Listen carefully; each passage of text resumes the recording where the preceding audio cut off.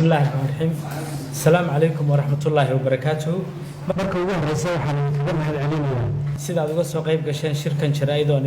idinkula wadaagayno xogtii ugu dambeysay ee madaxweynaha jamhuuriyadda iyo madaxtooyada qaranka waxaan ugu bishaareynaa ummadda Soomaaliyeed xaaladda caafimaad ee madaxweynaha jamhuuriyadda mudane xasan sheekh maxamuud oo aad u wanaagsan sida aan horey u sheegnayna tan iyo markii madaxweynaha laga helay dhamaadkii toddobaadkii tagay COVID-19 ma jirin wax saameyn muuqata oo ay ku yeelatay caafimaadkiisa maadaama uu madaxweynuhu talaalnaa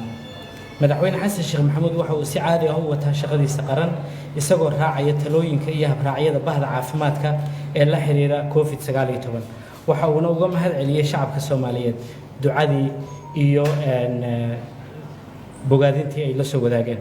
sida ay soo jeediyeen dhakhaatiirtu waxaa bari laga qaadayaa madaxweynaha baaritaan la xiriira COVID-19 si loo hubiyo isbeddelka natiijada caafimaad maadaama ay dhowr maalmood ka soo wareegtay tan iyo baaritaankii hore dhanka kale madaxweynaha oo shaqadiisa sii wata ayaa khadka telefoonka kula xiriiray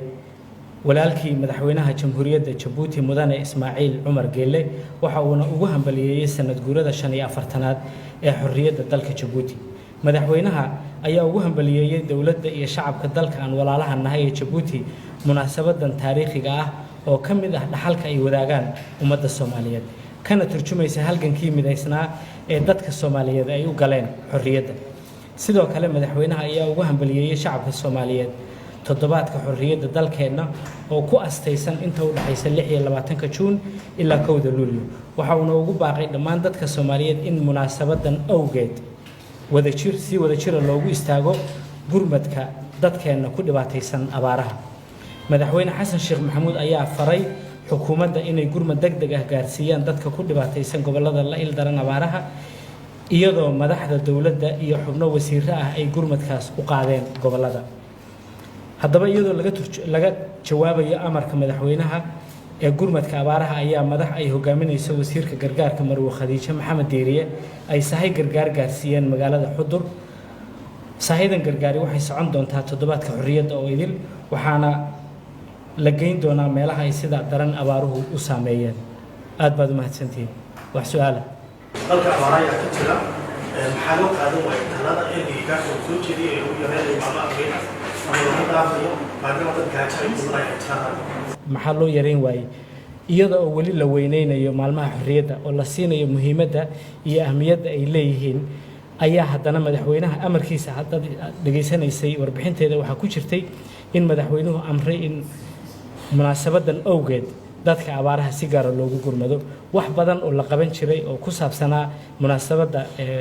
xorriyadda oo la baajiyay baa jira lacagihii ku bixi jirayna waa lacagaha hadda magaalooyinka ay Xudur Ceelwaaq iyo Gaalkacyo ay ka mid yihiin loo wado oo dadka loogu gurmanayo waqti ayaa la socday sayfkiisa ayaa laga sheegay COVID-19 rag kale caafimaadkooda ma la baaray oo wax baa ma laga hayo bulshada ilaa wax la soo bandhigay madaxweynaha kaliya waa rag kale la socday waqtiga maxaa ku dhacay aad baad u mahadsan tahay ayub Somali Cable ayub waftigii madaxweynaha la socday aniga ka mid ahaa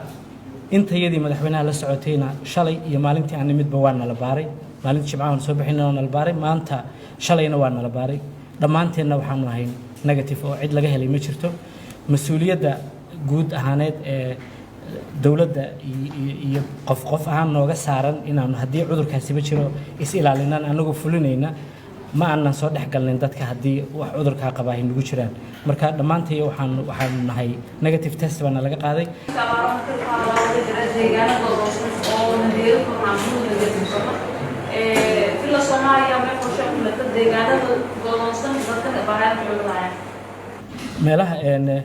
meelaha sida aad u sheegtay la deeri karin intii la deeri karo waa la gaari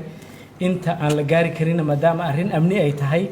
iyaduna waxay qayb ka noqonaysaa qorshaha amniga ee dawladda insha Allah weega waa sax mid faktiga ka tirsan su'aasha waxay tahay dawladda Soomaaliya inta soo tahay dawladda xukuumadda soo dhisayso sultan madaxweynuhu uu sameeyay qof cusub haddana yaqaan istiraatiijiyadii iyo midda qorshayaashii lagu shaqeyn lahaa dalka ay abaaro badan dabcan waxaa moodaa inta badan su-aalihii lagu weydiinayay madaxweynuhu inta badan waxyaaluhu ka hadlayay ay u badnaayeen arrinta abaaraha dadka abaaruhu ay saameeyeen waxaa jiraan goobo badan oo ay goodoomiyeen al-shabaab qorshe u jira oo amni ah oo madaxda ay ku fiirsan tahay sida hadda gobolka boqol oo kale oo ay goodoonsan tahay muddo dhowr sano ah waxay ku dhow yahay 20 sano qorshe u jira oo ugu dirsan dowladda Soomaaliya in dadkaas abaar kaliya ay saameyso wax loo geeyay maana qorshe amni oo dadkaas looga xoreynayo ma jirtaa aad baad mahadsan tahay arrinta amniga iyo go'doonsanaanta magaalooyinkaasi waa su'aal aad miisaan u leh waxaanan samayn doonaa haddii ilaahay idmo waxaan jawaab idinkaga keeni doonaa xafiiska amniga qaranka buulo burde iyo gobolka bakool amni ahaan waxaa xafiiska amniga qaranka uga qorshaysan iyo tallaabooyinka ay tahay inay qaadaan si aad uga warreysaan dadkan ugu gudbisaan jawaabteeda waxaan idinla wadaagi kulanka dambe insha allah haddii Israel ay soo dalbato inay xiriir Soomaaliya la samayso maxaa dowladda Soomaaliya uga qorshaysan arrintaas arrinta jihaynta siyaasadda dalka